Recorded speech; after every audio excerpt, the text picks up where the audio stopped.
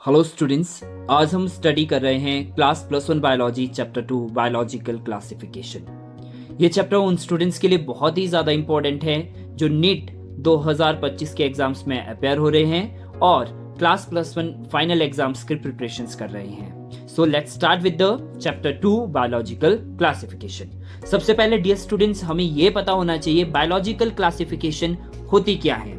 So it is defined as the process of grouping organism according to their similarities. So biological classification क्या है? Grouping करना organism की according to their similarities, कि उनमें क्या क्या सिमिलरिटीज हैं, उस बेस पर ऑर्गेनिजम्स के क्या बनाना, ग्रुप बनाना, that is known as biological classification. Next is Linnaeus. Linnaeus ने क्या किया? Linnaeus proposed two kingdom classifications, two kingdoms of classification. So two kingdom of classifications किसने प्रपोज किया? लिनस ने। two kingdom of classifications में क्या क्या था? प्लांट्स थे एंड एनिमल्स थे। जो प्लांट्स थे उस किंगडम को बोला गया प्लांटी, एंड जिसमें एनिमल्स इंक्लूड थे उसे बोला गया Animalia. So Linus proposed two kingdom of classification, that is Plantae and Animalia.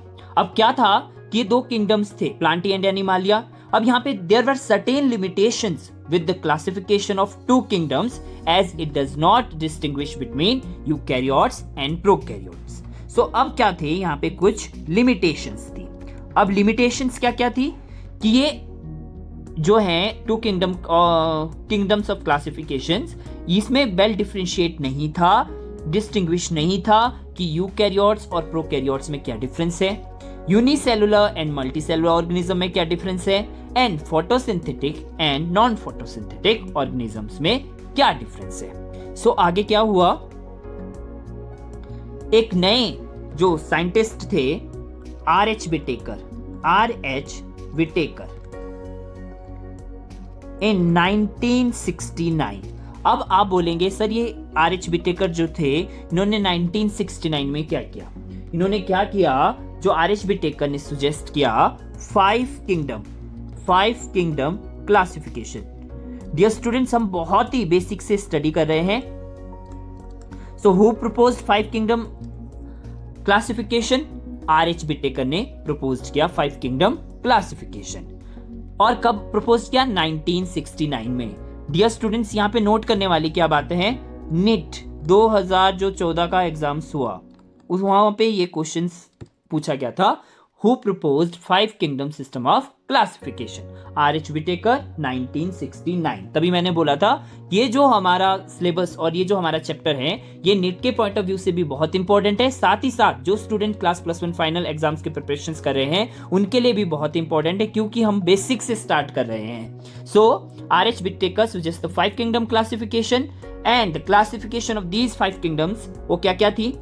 Number 1 Monera, number 2 Protista, number 3 fungi या फंजाई, नंबर 4 प्लांटी, और नंबर 5 एनिमालिया। सो अब ये 5 किंगडम जो थे वो कौन कौन से थे? Monera, Protista, Fungi, Plantae and Animalia. अब ये किस बेसिस पे जो ये 5 किंगडम सिस्टम ऑफ क्लासिफिकेशंस दी R.H. विटेकर ने? The classification was based on the organisation of the thallus, the cell structure, mode of nutrition, the phylogenetic relationship and the mode of reproduction. So जो ये 5 kingdom बनाए गए वो किस base पे बनाए गए कि जो ऑर्गेनाइजेशन है थैलस है वो कैसा है, सेल स्ट्रक्चर्स क्या है ऑर्गेनिजम्स का, मोड ऑफ न्यूट्रिशन कैसे हैं, वो कैसा खाना खाते हैं, phylogenetic relationship and mode of reproduction, वो रिप्रोड्यूस कैसे करते हैं। So based on these characters organisms divide into 5 kingdom system of classification, that is Monera, Protista, Fungi, Plantae and Animalia.